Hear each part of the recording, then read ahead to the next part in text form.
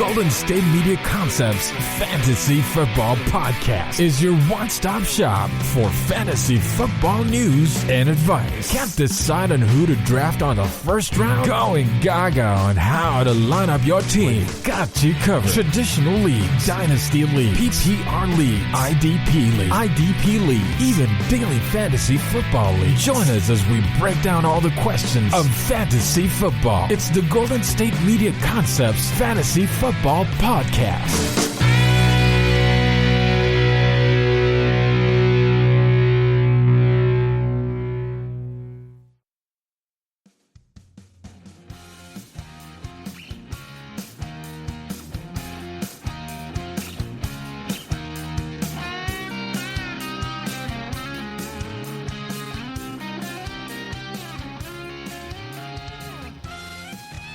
What's going on, everybody? GSMC Fantasy Football Podcast. You know what the time it is, man. It's Tuesday. And it's a blue Tuesday, man. It's the blues. I got the blues right now, man. It's been a tough week. Projectedly, it looks like I'm at a loss this week in both of my fantasy leagues. It's tough, but I did win in daily fantasy, so money's coming on the way. You know what I'm saying? Money is on the way. So that's not too bad, right? You could always, you put in $20 here or there for a season-long fantasy league, but you can always win the money back and probably lose more in the process with daily fantasy. But without a doubt, here we are. It's a Tuesday, and we have to go over what's going on in the NFL. Week 10 has changed, a lot of things. So Deandre Hopkins made a play of the week, hauling in the Hail Mary touchdown from a rollout by Kyler Murray. And that was just after Josh Allen looked like he was going to throw the game-winning touchdown to Stephon Diggs, two wide receivers who were traded for in the offseason on the same day. And, some people say that it's not a good look when a wide receiver leaves the team because they have to get in sync with a new quarterback, a new system. Things can kind of go haywire. But these two have done nothing but dominate since joining their new squads. And let's keep in mind that the scheduled bye weeks continue for Week 11 with the Bills, Chicago, New York Giants, and San Francisco 49ers all looking to take their bye weeks in Week 11. So let's go over what happened in Week 10 quickly here. So things didn't look too good for Carolina, but Ronald Jones had a good day. Ronald Jones, finally, a guy who personally I've been nervous about for a long time. And I know the Ronald Jones owners are pretty satisfied with their transaction there, their draft pick or their trade for it, because he finally came back, after early fumble. We knew fumbling and, oh God, man, fumbles on that team hurt me so bad because Ronald Jones can literally just be doing well. He could be in the first quarter drives. He can be doing stuff, having positive gains, but then a fumble happens and all of a sudden it's in jeopardy. Everything hurts. But he wasn't put in the Bruce Arians doghouse, and he let him keep going. He let him keep playing, and Ronald Jones busted a 98-yard touchdown run for a 192-yard rushing day. Great. He played 59% of the team snaps and totaled 24 total touches. Leonard Fournette played 36 of the team's percentage snaps, and he had just 10 touches. So Tom Brady also bounced back in a big way. He ended up passing 341 of them things, spreading the ball around to Mike Evans, Chris Godwin, Antonio Brown. Don't forget about Gronk. Don't forget about Cameron Brate as well. Teddy Bridgewater ended up getting hurt in that game, and Mike Davis just saw $4,000 on DraftKings this week and was a stone cold chalk play. And of course, he busted for the tune for just 8.5 fantasy points. He did miss some time with an injury, but finished with the day with 11 touches for a combined 44 yards from scrimmage. Teddy Bridgewater, like I said, he was hurt, but he ended up starting the game on fire, throwing 2 touchdown passes in the first quarter, but he was struggling from there on. He only passed for 55 yards. In the 3 remaining quarters, part of the lack of production was because he was forced out of the action. He should be good to go for next week. DJ Moore rewarded fantasy managers who decided to keep the faith, and he fell down weeks. He held the team in targets, or he led the team in targets and caught 4 passes for 15 plus receiving yards. The production of Robbie Anderson and Curtis Samuel fell back to earth, and neither getting more than 21 receiving yards.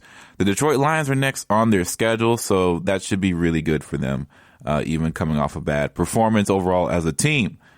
Then we have Philadelphia at New York, so it was another disappointing game for the Philadelphia Eagles, who we assumed would be firing on all cylinders coming off a bye week finally healthy, and that was hardly the case with Carson Wentz nuking fantasy teams with just 8.7 fantasy points.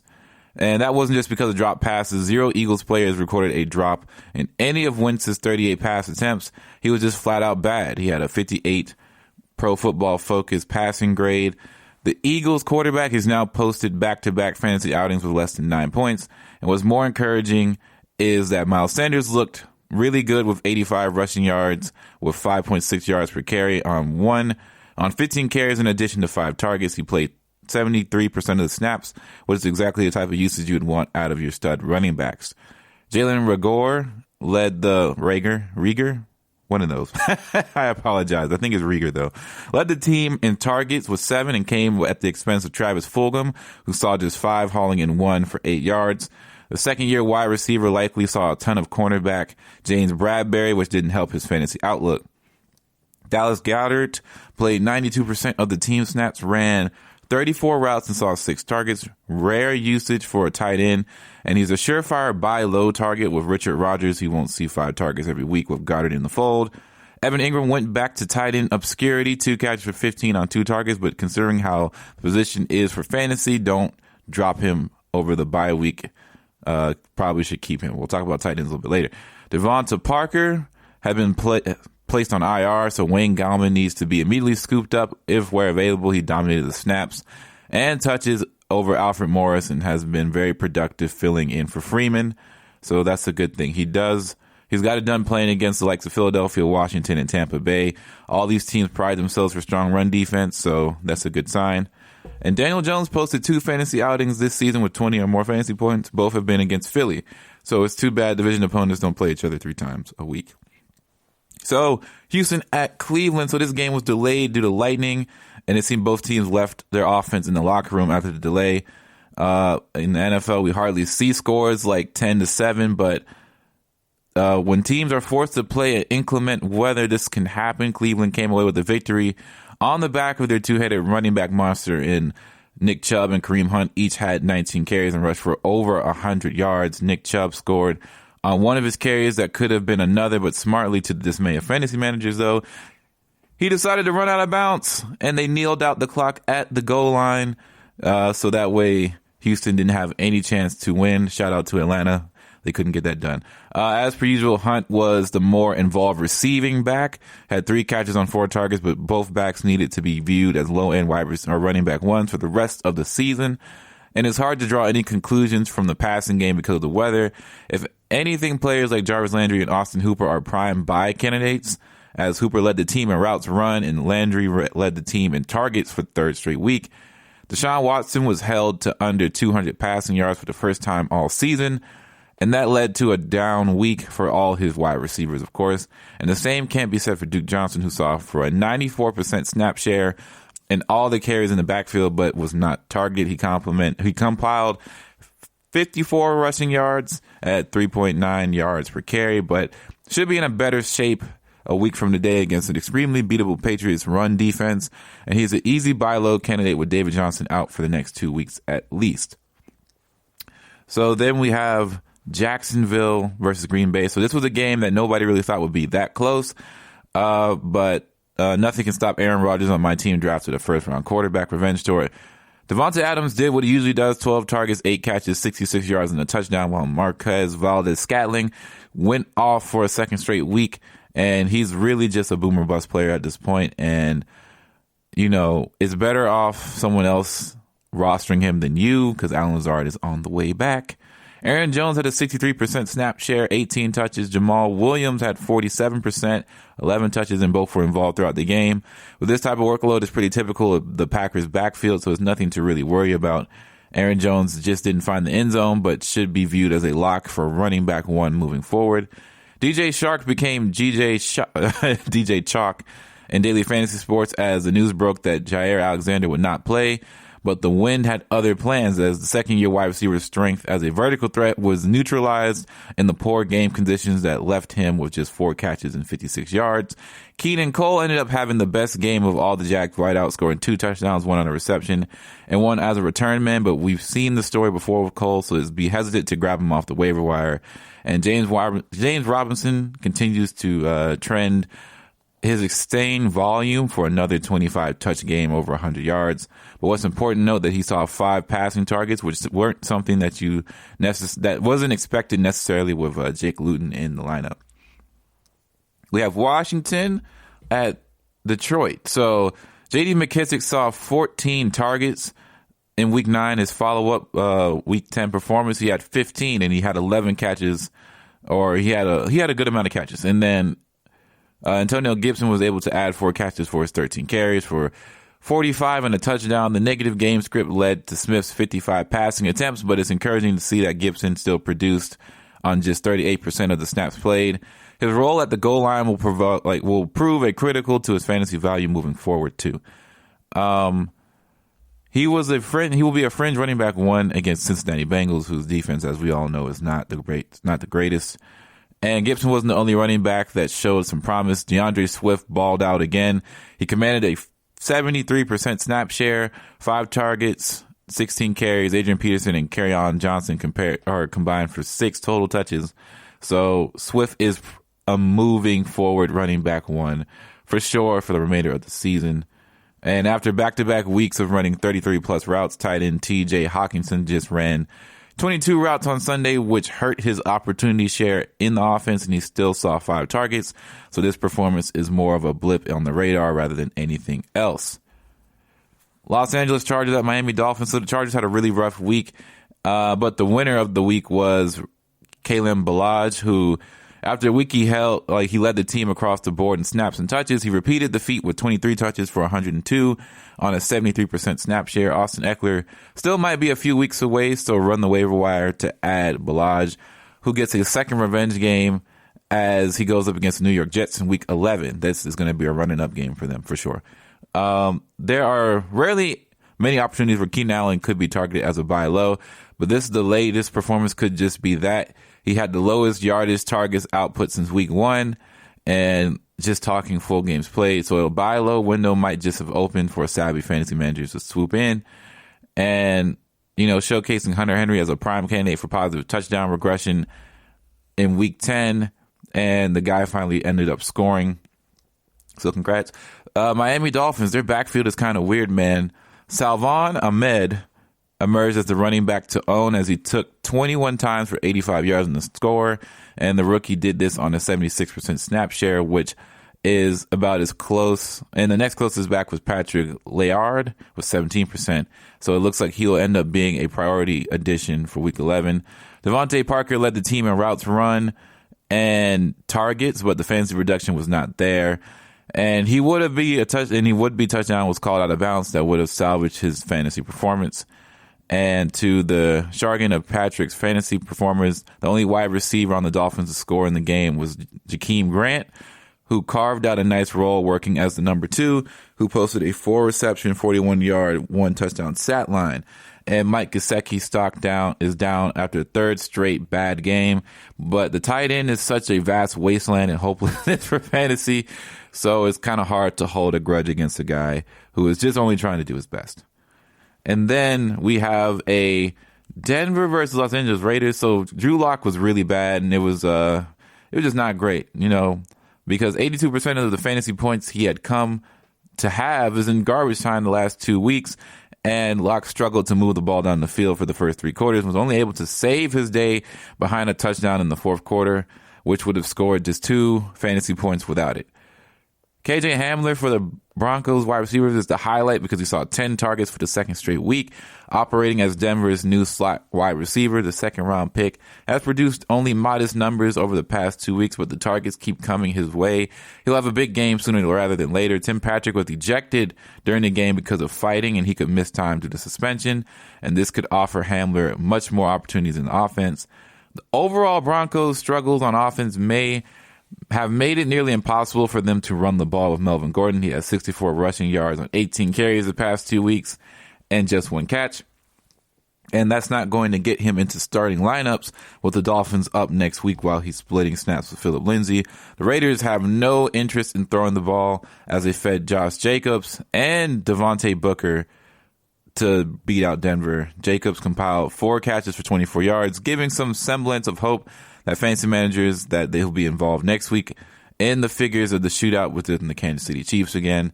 And the Vegas Raiders attack will be forced to come out of its shell at week 11. So Darren Waller is a great buy low candidate at the tight end in a poor performance. So yeah, man, it's getting grimy out here in the fantasy streets. We got a lot more left to come here as we got a few more teams to talk about in week 10 as the games did wrap up Sunday and Monday night is still soon to come. But we're going to take our first break here on the podcast, GSMC. We'll be right back to continue on the conversation about how week 10 went for just everybody else in the league. GSMC.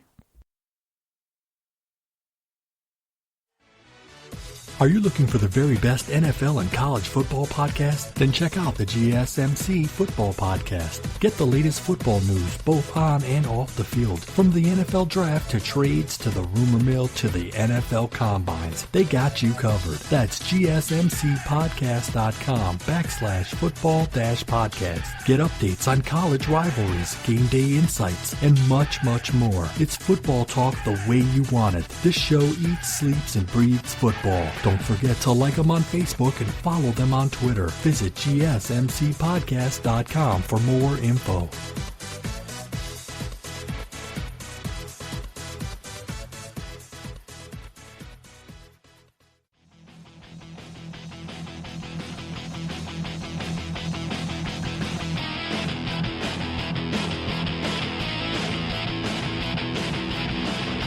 All right, GSMC, we're back. GSMC Fantasy Football Podcast. We're about to go over Bills at the Arizona Cardinals. So Cole Beasley, believe it or not, he was kind of the unsung hero of all things besides, the big play from Stephon Diggs, because Cole Beasley led the team in targets and receptions and receiving yards, which couldn't have come too much of a surprise considering that Arizona Cardinals have struggled to contain slot wide receivers for the majority of the season. So they get Tyler Lockett next. So that's going to be a good plus matchup for Tyler Lockett owners. John Brown left the game with an injury toward the end, and the concern is that the veteran has been dealing with injuries all year. And when he missed games or has been less than 100%, the offense has struggled at times, particularly Josh Allen at the quarterback position. Zach Moss and Delvin Singletary are still splitting snaps almost 50-50, but Moss has had the slight edge. The rookie outtouched Singletary again, so it's easy to call that Moss is the one more desirable across fantasy circles. Christian Kirk is eventually going to have to end. His production did indeed come to a screeching halt in this game. Is just 4 catches for 27 yards and 6 targets, but assuming the team gets their best pass blocker, Justin Murray, back in the offensive line, it's hard not to see Kirk bouncing back big versus Seattle next week. I wouldn't worry about it too much. Start everybody against Seattle. As you can see, even the likes of the Rams quarterback, Jared Goff, can get it done. Kenyon Drake made his return in the lineup after 1 game absence and reclaimed his duties at the running back 1. He rushed 16 times for 100 yards, but per usual, seeded pass game work was to chase Edmonds. Edmonds scored more fantasy points, but it was like a point less than or a point more than, but it'll be tougher to trust with Drake back in the mix. Deandre Hopkins arguably made a touchdown grab of the year, and despite triple coverage, Hopkins leaped above the Bills' defending backs to truly make the best jump ball catches that probably has ever been seen in some people's eyes. And Hopkins is going to have a real big field day against secondary in week 11. San Francisco 49ers at the New Orleans Saints. So this was a tough game I had to watch all day, all night. Alvin Kamara's 34 fantasy points performance is a reminder that elite running backs are immune to bad matchups. Entering week 10, the San Francisco 49ers have allowed the least fantasy points per game. 2 running backs, and Kamara only rushed for 15 yards on 8 carries, but 2 went for touchdowns, and his pass game usage every week gives him such a high floor. Even with Michael Thomas back in the mix, Kamara has still averaged 6 catches per game. And of Thomas, He was second only to Kamara in targets among all Saints players. He was a victim of the New Orleans Saints just attempting 23 passes all game and should be viewed as a buy low target with 2 of the next 3 games versus Atlanta. Drew Brees didn't play in the second half due to a rib injury, and if he misses time, Jameis Winston should step in as a traditional quarterback drop back role and Taysom Hill working as the rusher. Hill had 8 rushes for 45 yards on Sunday. Brandon Ayuk saw a whopping 14 targets without Deebo Samuel in the lineup, and this may look like a time to sell high, but it's not. The first-round pick is for real, and unlike Samuel, he is used downfield. His average depth of target this season leads the team, and Samuel's average depth of target ranks last in the NFL. Jared McKinnon's heavy workload turned into 62% of snaps and had 18 carries for a meager 33 yards with 1 catch. He also suffered a stinger near the end of the game. And this game showed that McKinnon is just not an every down back, and he should be minimized once Tevin Coleman or Raheem Mostert returns. But this doesn't mean dropping McKinnon on the bye week because JaMychal Hasty is now expected to miss time with a broken collarbone, and we don't really know what the true timetables are for Coleman or Mostert. So, Seattle at the Los Angeles Rams. The Rams defense had Russell Wilson's number all Sunday. He threw 0 touchdowns and 2 interceptions to post his single worst fantasy performance all season. But give credit to elite Rams defense that was starting to separate itself from the pack as the matchup that needs to be avoided if possible. Alex Collins led the Seattle running backs in snaps and touches, and he's going to be worth an additional off waiver wire until we see concrete evidence that Chris Carson will be coming back. Part of Collins' uptick in usage could have also been because Travis Homer was forced out in action due to a hand injury. And Josh Reynolds was another player that stood out when reviewing high-value targets, and he delivered. He led the team in targets, receptions, and receiving yards. On air yards, he will be worth considering adding off the waiver this week. Malcolm Brown was the lead back in Week 10 for the Rams, playing more snaps than either Darrell Henderson or Cam Akers, although Akers, who led the team in rushing attempts, and all 3 running backs had 1 carry inside the 5-yard line. Then we have Cincinnati at the Pittsburgh Steelers. So all the Pittsburgh Steelers wide receivers smashed in Week 10 against a really bad Bengals secondary. But it came at the extent of James Conner and Eric Ebron. The Steelers tight end did not have 1 end zone target, and that could have changed the final stat line, but Big Ben failed to put a solid pass on him. And you wouldn't be concerned about Ebron, who bounced back against another team that struggles versus tight ends, the Jacksonville Jaguars. The real concern is Conner, whose usage has dwindled over the past 2 weeks, but still played 87% of the snaps in Week 10, which is an upward swing from Week 9, where he ran more routes, 37, than Claypool. 37 routes run were second most among all running backs in Week 10. Conner's 13 carries for 36 yards leaves plenty to be desired, but the Jaguars matchup has to be one where he finally gets his rushing efficiency back up. And T. Higgins is wide receiver 1 in Cincinnati, and we just have to enjoy it. 9 targets, 7 receptions, 115, and 1 score. A.J. Green was nowhere to be found again, and it's clear that Joe Burrow and Higgins have developed a solid rapport. So continue to view Higgins as the team's true alpha. Tyler Boyd will still stay involved and provide a nice floor, but Higgins will always be able to deliver the rare splash performances that can win you some weeks. And then Baltimore versus New England. James White hasn't been fantasy relevant in 2020, but it seems that he is now firmly behind Rex Burkhead and Damian Harris. In the depth chart, Harris led the team in snaps and rushing attempts, and when he turned to his third 100-plus rushing yard game of the season. Second-year running back will be primed for a start against Houston, and the Texans have allowed over 200 rushing yards to running backs in Week 10, of course, because they played Cleveland. Jacoby Myers continues to dominate the targets and added a passing touchdown to his resume, which fantasy managers love to see. Mark Ingram made his return after a 2-week absence and ruined everything. The backfield reverted to a full-blown 3-man committee, making all of them unusable. J.K. Dobbins played the most snaps, and Gus Edwards earned the most touches and yardage. And somehow Lamar Jackson threw his second highest yardage total of the season, despite the terrible weather conditions, and his usage coincided with Mark Andrews busting out a 3-game rut where he did not eclipse more than 32 pass or receiving yards. Andrew accumulated 7 catches for 61, and there's a 0 chance that backup tight end Nick Boyle's injury influenced that, but Boyle has sneakily eaten up Andrews' targets, but with him gone on the year, Andrews will be placed highly back up top the tight end rankings for sure. So there you have it, man. That is your Week 10 roundup. I wanted to get to some quick beats here because I wanted to talk about some rankings, right? So tight end position is pretty trash. It's not great.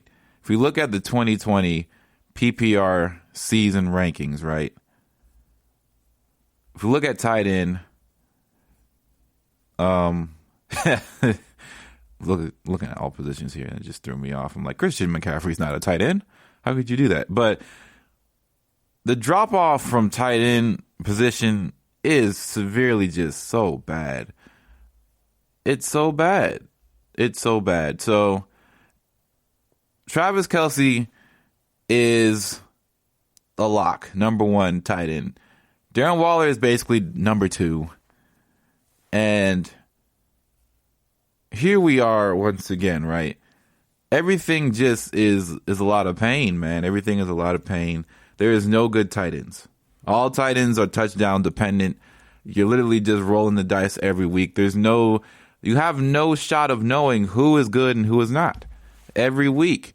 And that is very painful to me. Tight ends, I've moved around. I started off with Austin Hooper. He got hurt. I had to drop him. I picked up, Darren Fells, then I messed around with Atkins too. And at this point, I have Austin Hooper back again.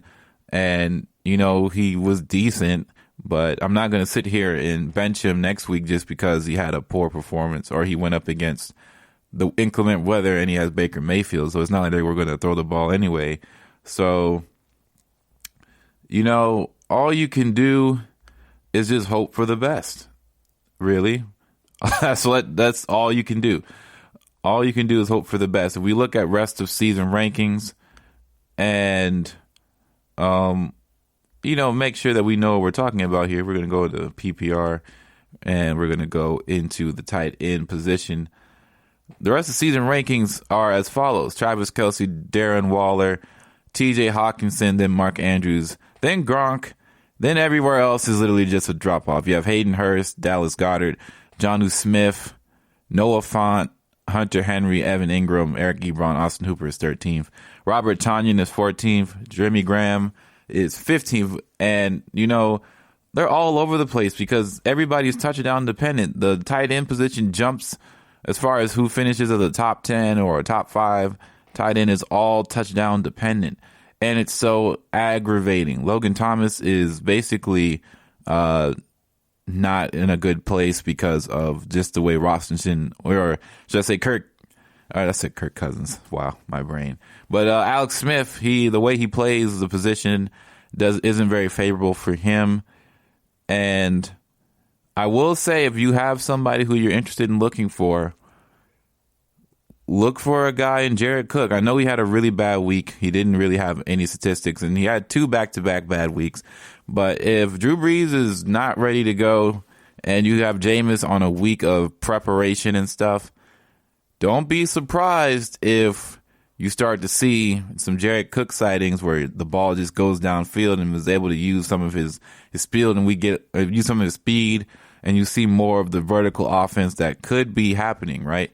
So I know a lot of people are looking at the chops for Saints players right now, and that's one of them. We're going to talk a little bit more about is it time to panic on the Saints or not? But I got to say, man, this is things are getting tight, and no pun intended for the tight end position, man. It's not looking great. I am of the mindset that I might end up starting Taysom Hill. So here's my reasoning for it, right? Taysom Hill is going to be running the ball a lot next week. I wouldn't be surprised if Drew Brees is not ready to go. They might sit him for a week. It's the Atlanta Falcons. They may just try to keep it simple and try to win this game. I know they still want to try and win the race, but we've seen this before with Sean Payton. He's able to do a lot with quarterbacks that we don't really not sure what they can do. And if the Jameis thing, if the Teddy Bridgewater thing showed you anything, is that never doubt the Saints even when Drew Brees is out. Who would have thought that Drew Brees, who has basically been an Iron Man for majority of his career since the bad neck injury. At 40 years of age, he's been out for back-to-back seasons now, supposedly. But they're gonna get it. I think that they can get it done still. So I'm gonna save more of that for later on. But yeah, man, the tight end position stinks, and it's like literally the bane of all existence. The tight end position is not great, but. Yeah, that's your Week 10 summary. Some guys I would tell you to target off of. I honestly can't tell you to target anybody off waivers. For the tight end spot, it's a lot of these things are like buy lows or whatever the case may be. I will say stay away from anybody on Indianapolis because you just don't know who's going to get the ball. I'd stay away from Houston because they use both of their tight ends. Jordan Reed might be somebody interesting. Jordan Reed had a pretty solid day as a pass catcher with Nick Mullins under hold. So as long as he stays healthy, I think Jordan Reed is probably going to be your best bet at fantasy tight end, maybe for the remainder of the season until something else potentially happens. So I would definitely look in that direction for sure. And then Hunter Henry had a pretty decent resurgence, so maybe look towards that way. It's weird because I have Austin Hooper, but teams are running multiple tight ends a lot, and unfortunately that cuts into everybody's production. Like Cameron Brate had a touchdown, Gronk had a touchdown. Like there is no Dan Arnold was good. Like you don't know what's good, man. I don't know what's good, and that's just the end all be all of it all. Tight end is just a wasteland, and it just makes me it's very reassuring to know that next year Travis Kelce is going in the top 10 because as we can see, he's not a tight end, he's a wide receiver, and he should be seen as such, and he might be one of the best ones in the league. All right, we're going to take another break. Coming back, GSMC. Be right back.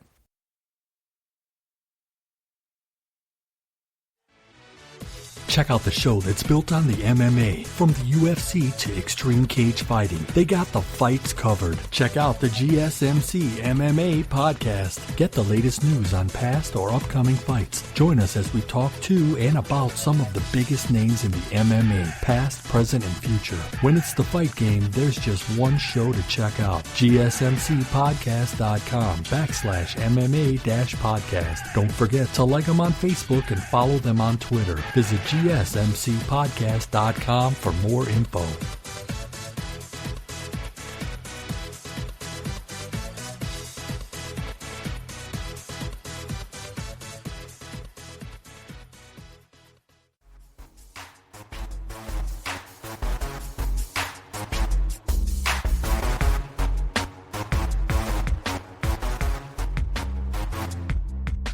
All right, so I'm back, and we're back. GSMC Fantasy Football Podcast here, and I want to talk about, is it time to hit the panic button? So we got a lot of different things on the last few minutes of the pod here, the back half of the pod, but I want to start on, is it time to hit the panic button on Michael Thomas?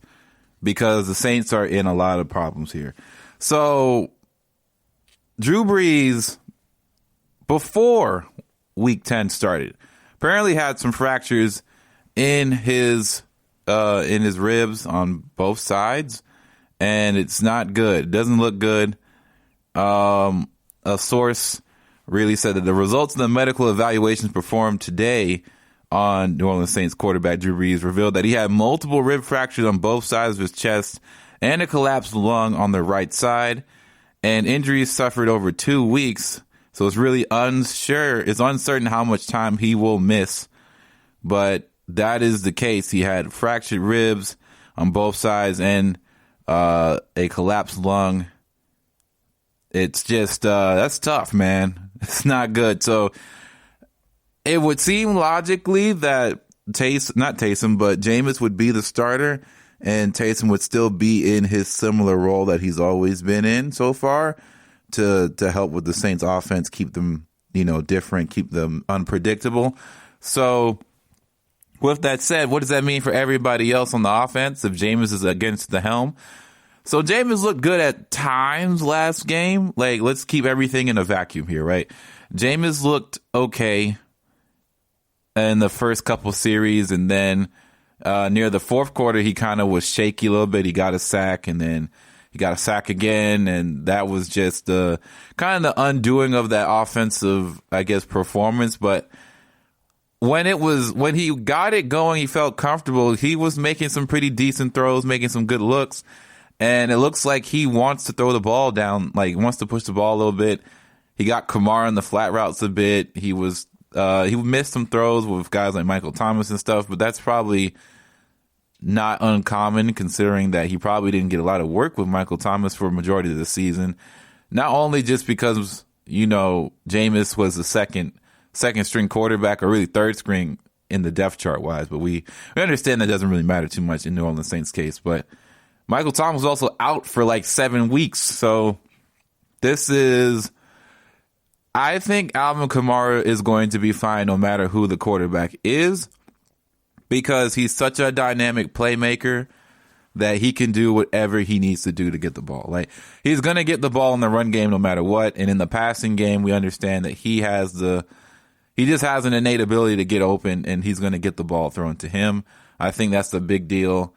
And I think someone like Jared Cook is going to be doing very well in the offense like this, a bigger target for James to throw to, somebody who can get down the field and catch the ball really well.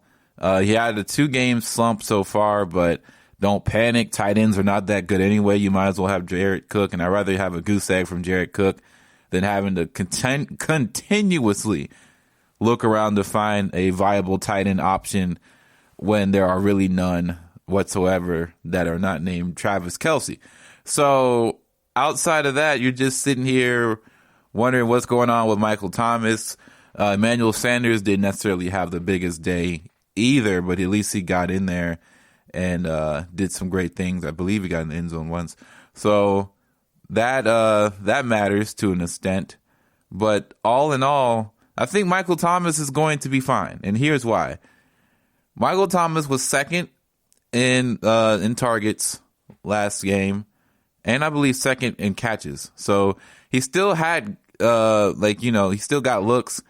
And this was with a whole first quarter where the Saints, or the first half where the Saints only had 8 minutes worth of offense.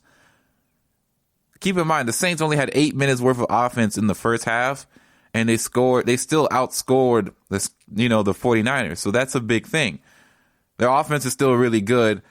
And, with a full week of practice with Jameis, it's hard to pretend that this is not dire situations here. Like, this feels really bad. But at the same time, this isn't like Teddy Bridgewater coming off like a year and a half of not playing starting football. This is somebody, Jameis Winston, who threw for 30 touchdowns last year. Now, granted, he threw 30 interceptions too.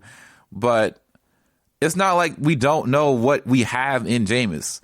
We know what the worst of Jameis looks like. We played against him for plenty of years in the NFC South. The Saints know what bad Jameis looks like, and I'm sure Sean Payton is going to put Jameis in the best position to win. This is not going to be the Jameis, let's go out and show the world what you got to get you a new job. I'm sure there's a part of that for Jameis that he wants to perform well, but that's not what the case is. This is about winning the football game. They're going to play controlled. I don't know if they're going to unleash the playbook for Jameis. That doesn't sound right. It doesn't look right, honestly. But at the same time, it's literally like this. They're going to run the football. They're going to utilize Latavius Murray for sure. They're going to utilize Alvin Kamara. They're going to lean on their superstars like every team should. They're going to try and control the clock like they did with Brees anyway. Jameis is not a short intermediate route thrower, but, he's good enough to try. Like, he has the arm talent to do such things. So I think that Jameis will be fine in that regard as long as his decision-making is good and he makes decent reads. And he's going up against a Falcons team next week whose defense is not that great anyway. So it was not like he has to go up against, the Rams next week. That would be problematic. And if they can run the ball and get pressure up front, that will make all the time in the world for Jameis to look a little bit better. And we know that Jameis is going to probably take his shots. Like, I'm sure having somebody with the arm talent of Jameis, they're going to probably take some shots downfield. So Deontay Harris is going to be in the mix now. And, all intents and purposes, this is going to be a game that everybody is going to be glued to watching just because of this narratives and what's going to happen. But for fantasy owners, it's a very big game to pay attention to because there's not really too many more opponents better to gauge what an offense is capable of when they have a situation like this than like the Atlanta Falcons, right? The Atlanta Falcons offense or Atlanta Falcons defense is not great. And it's only if you could play like the Cowboys or Seattle would you have a better opportunity just to see what exactly your offense is capable of doing. So that's real great. And now, of course, Sean Payton is not releasing who the starting quarterback is going to be, but I don't think that's going to do too much for teams. I think teams are just going to have to prepare for both. And they know what Taysom Hill is about. Like, we don't have to talk about it too much. Taysom Hill is a guy who wants to run first. They use him basically like a wildcat quarterback.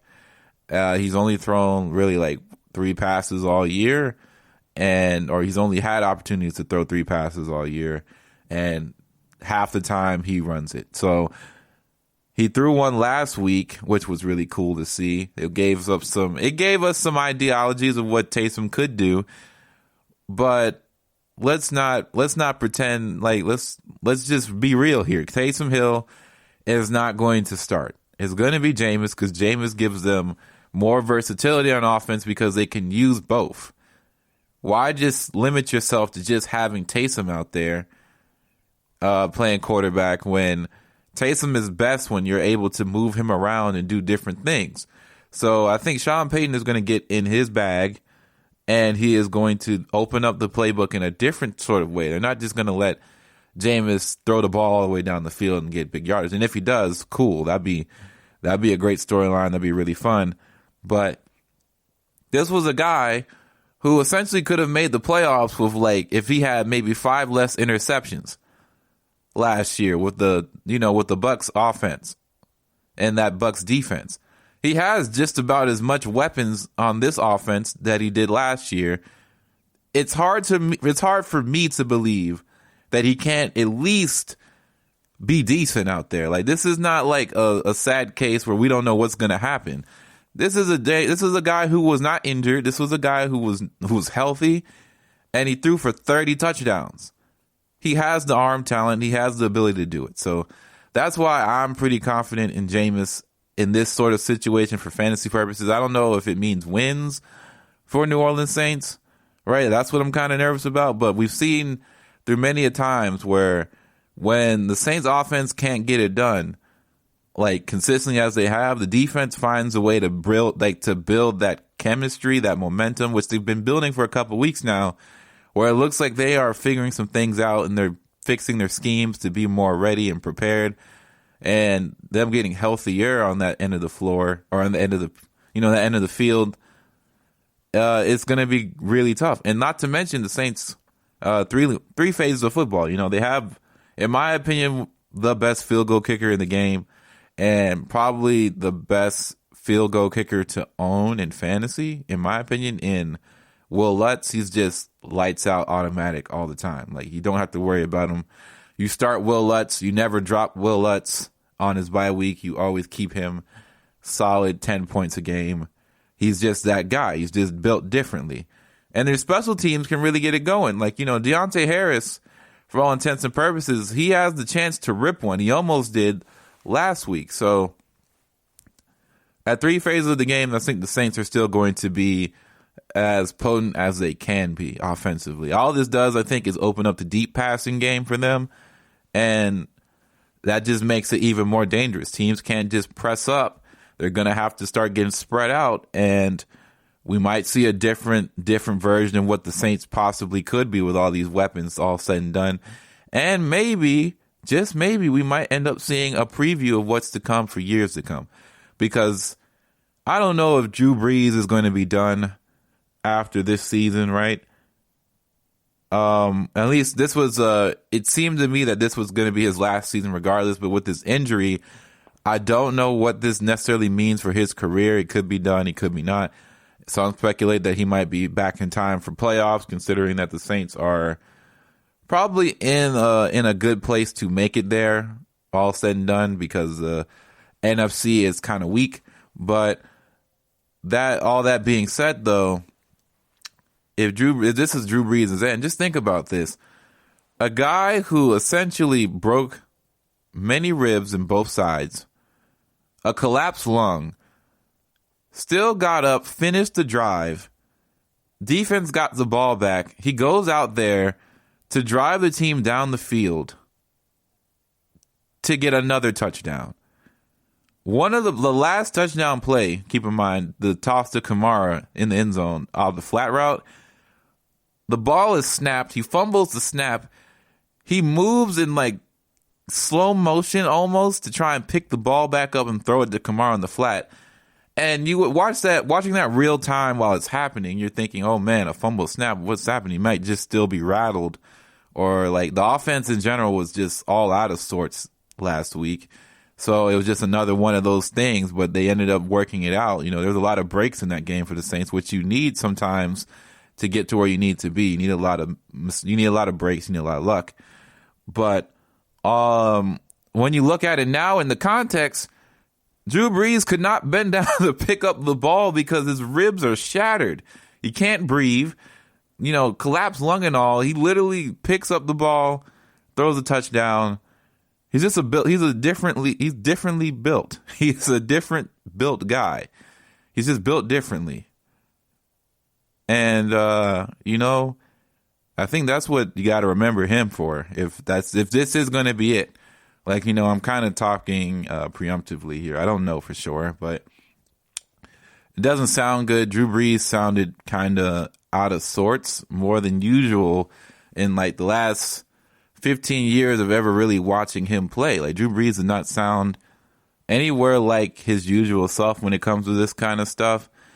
And, you know, Sean Payton said in all his years, like, this is the first time that Drew has ever taken himself out of the game, saying that he literally physically could not go, and that was it. So, and this was a guy who still had the helmet on, looking like he wanted to get in the game, and we just really didn't know what was going on. But that's the case right there, man. Drew Brees, he's a fighter, he's a tough guy, but this one might be looking a little bit too much to overcome, and it's up to the Saints to try and make something out of this. So hopefully they can for our fantasy purposes, because Michael Thomas owners are not happy. I wouldn't be happy. Alvin Kamara owners will still be eating in my thought process of all this. They're still going to eat, still will be successful. And, you know, Jared Cook guys, hold on. Hopefully it gets better. So with that said, we're going to take our final break of the podcast, and we're going to come back and we're going to talk about the dog days of fantasy football, and also a little bit about who to target this upcoming week. GSMC, we'll be right back. Check out the show built around the women of MMA. From the UFC to the extreme cage fighting, we got the fights covered. Listen. It's the Golden State Media Concepts Women's MMA Podcast. The latest news of upcoming fights, discussions of previous matches. Join us as we talk to and about the biggest names in women's mixed martial arts, past, present, and future. When it's the women's fight game, you know where to listen to. The Golden State Media Concepts Women's MMA Podcast.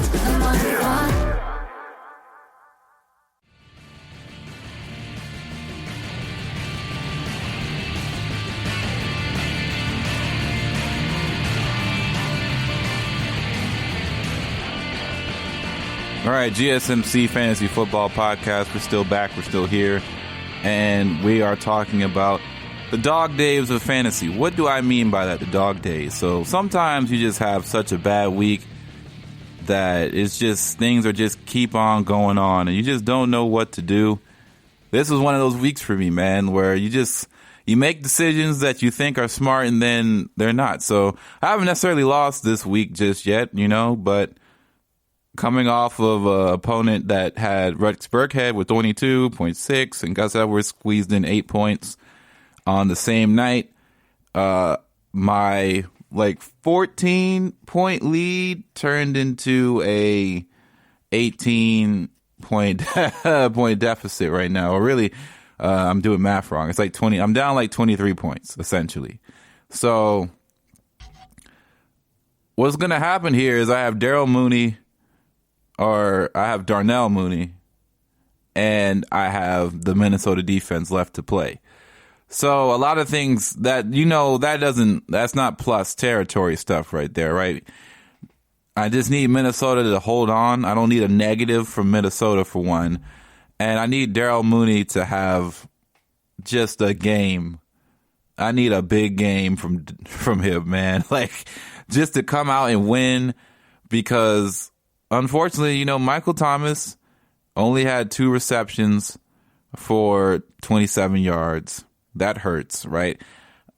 Tua, he didn't throw the ball as much as I'd hope, but he didn't really need to, as they controlled that game from start to finish. So he only had 14.66 points. Alvin Kamara had almost 35 points. He was the RB1. Couldn't ask for anything more than that. Ronald Jones had 24.8. Couldn't ask anything more than that.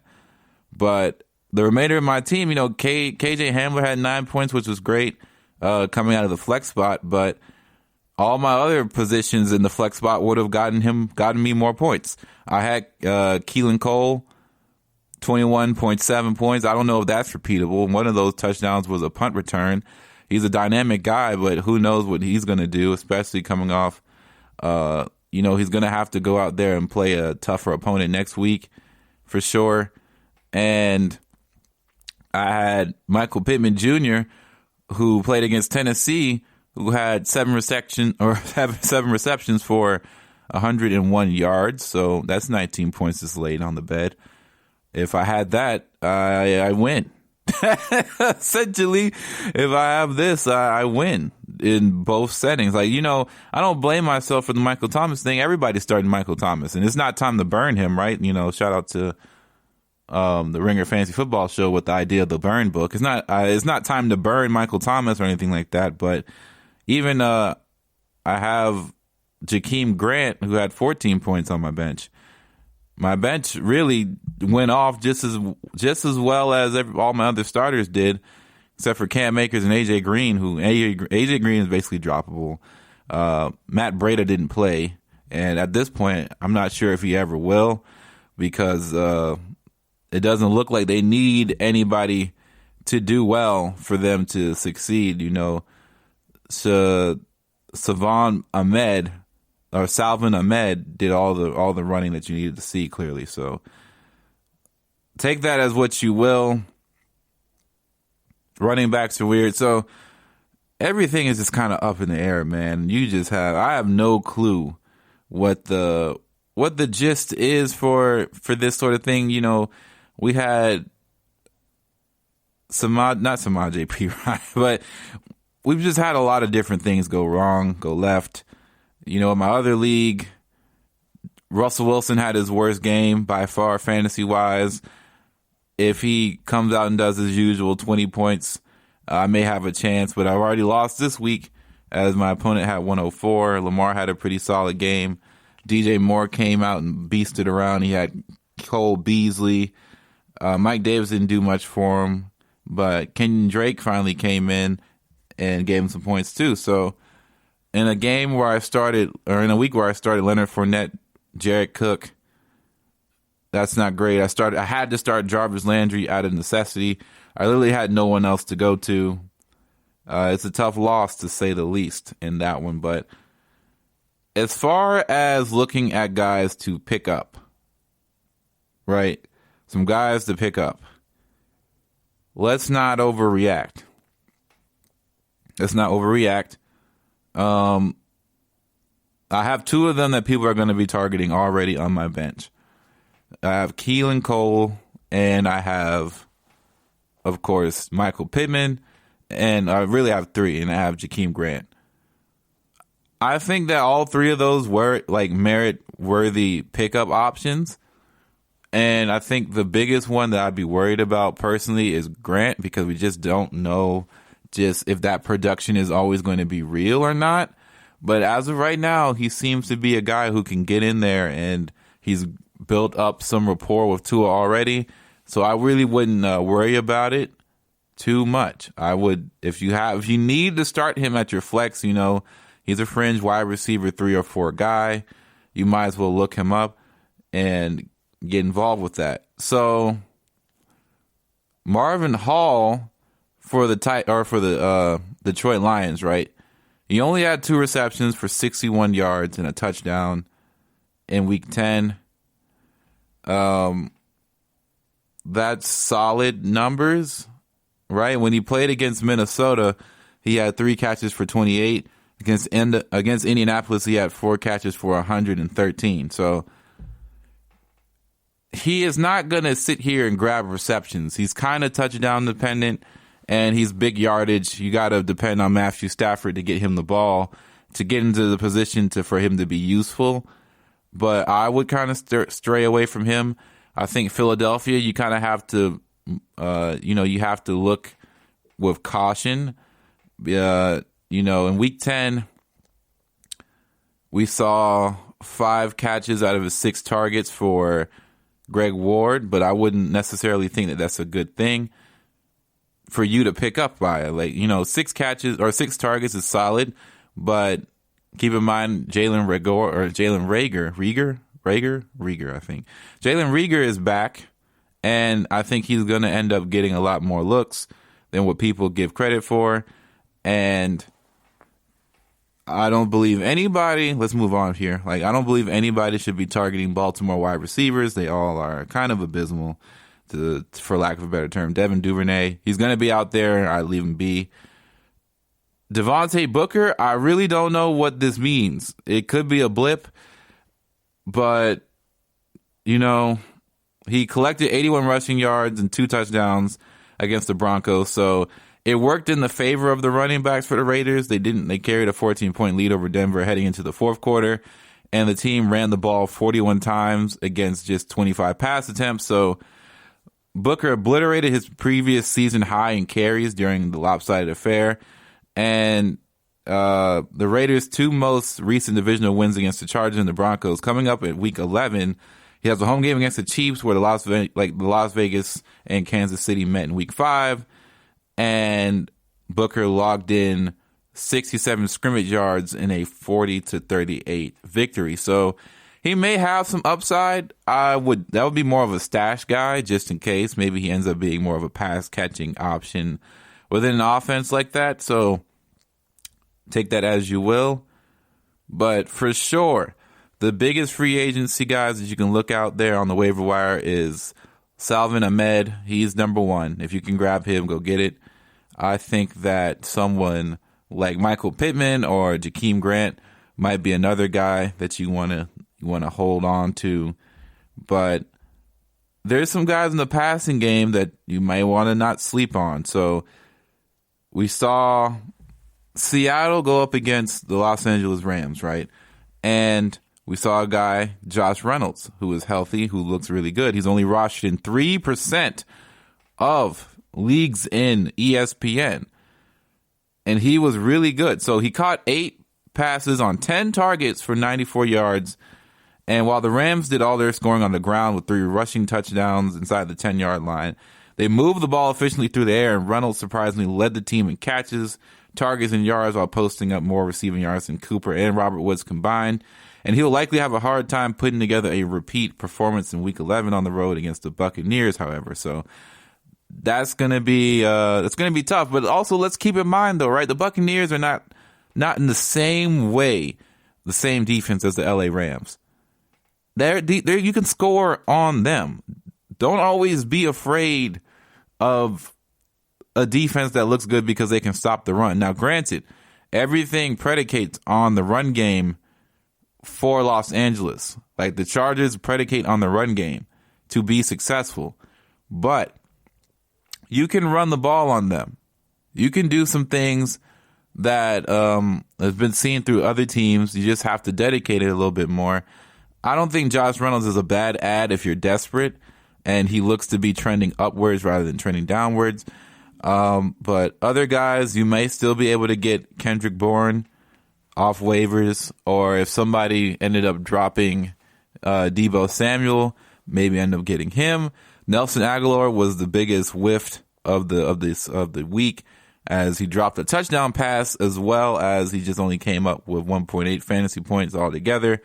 So I would probably stay away from that for the time being. And of course, Troymaine Pope came out with a goose egg that people didn't really, I didn't think that was going to happen, but in back-to-back weeks now, he didn't play in week 9 at all against the Raiders, and he had nothing against Miami after coming off of a 10-reception, 67-yard game against Denver. So he does have to go up against the Jets this coming weekend, so maybe that might be something that you want to look into. And if you have Jordan Reed, like I think I mentioned this earlier, Jordan Reed is available and he's getting catches. He might be somebody you want to look to claim quick, fast, and in a hurry. So try and claim Jordan Reed off waivers if you're struggling at tight end, because he could be a guy that could salvage that position for you and potentially save your season. And that's what I'm looking, hopefully, to get. If I can pick up Jordan Reed, my season is looking much better than what it would be. But to end off the podcast real quick here, we got a couple more minutes left to go. The dog days, man, how do you deal with them? How do you deal with tough fantasy seasons? Well, you don't just play, seasonal fantasy football. You also play daily fantasy sports, which I did, and, I managed to do enough in order to get some wins. So just to go over some of the wins that I received, some of the winnings, I should say, right? I ended up winning like $33. I put in $25, so that just goes to show you I missed out on a lot of bets that I lost on. But I made a bet. Remember the $2 extravaganza? I did it. I hit on one of them. So Newton only had 118 passing yards, and Lamar Jackson ended up having his best throwing day of his season so far with 259 passing yards, and I ended up hitting on that. So I put in some money on there, and I got it there, man. Hit on that. And I missed on just about everything else besides Deshaun Watson versus Baker Mayfield. I hit on that for another $2 bet, where I bet the under on both because of bad weather. So that was bad. And Matthew Stafford, man, he got it done. 276 passing yards. I took the over. I took the over on Alex Smith to get 230.5, and that also meant that I had to depend on Terry McLaurin to get more than 81 receiving yards, and he had 95. So that one was a nice, solid gain right there. And you can't ask for too much more than that, man. Like, when you're dropping $2 here or there, you're gonna definitely lose more than you win some. And that's just how the cookie crumbles sometimes. And boy, did the cookie crumble my way this time. But without a doubt, that's the GSMC Fantasy Football Podcast right there. I just wanted to show you guys that even in dog days, you can still win a little bit. But GSMC Fantasy Football, don't forget to like, subscribe, share the podcast. We'll be back on Friday. At least I'll be back here on Friday talking all about the Thursday night game and, of course, what is going to happen on the big Sunday. See you next week, man. Or as I say, I'll see you Friday. See you on the weekend, man. GSMC Fantasy Football. I'll see you later. You've been listening to the Golden State Media Concepts Fantasy Football Podcast, part of the Golden State Media Concepts Podcast Network. You can find this show and others like it at www.gsmcpodcast.com. Download our podcast on iTunes, Stitcher, SoundCloud, and Google Play. Just type in GSMC to find all the shows from the Golden State Media Concepts Podcast Network, from movies to music, from sports to entertainment, and even weird news. You can also follow us on Twitter and on Facebook. Thank you, and we hope you have enjoyed today's program.